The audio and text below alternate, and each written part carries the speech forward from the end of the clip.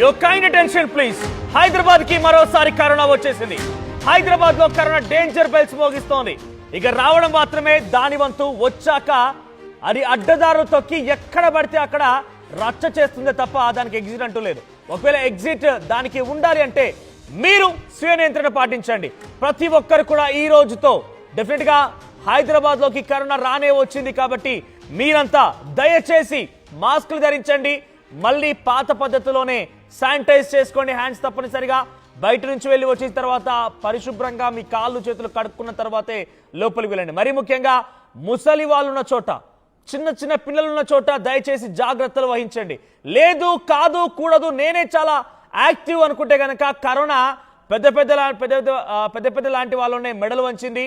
దేశ విదేశాల్లో వాళ్ళ మెడలు వంచి వాళ్ళ అహంకారాన్ని తగ్గించింది. సో దయచేసి ఇకపై కరచలనం వద్దు. ఇకపైన షేక్ హ్యాండ్స్ బంద్ చేయండి. నమస్కారం పెట్టడం స్టార్ట్ చేయండి. మొహానికి మాస్క్ ధరించండి. శానిటైజ్ చేసుకోండి. చిన్నపిల్లల నుంచి ముసలి వాళ్ళ నుంచి దూరంగా ఉండండి. మీకు కనుక కోల్డ్ లాంటిది వస్తే వాతావరణ మార్పు అనుకోని తేలికపడి కొట్టి పారేయకండి. వెంటనే తగు జాగ్రత్తలు తీసుకోండి. పరిశుభ్రమైన ఆహారాన్ని సేవించండి. ఈ రకమైన జాగ్రత్తలు తీసుకుంటేనే మళ్ళీ లాక్డౌన్లో నుంచి బయటపడవచ్చు.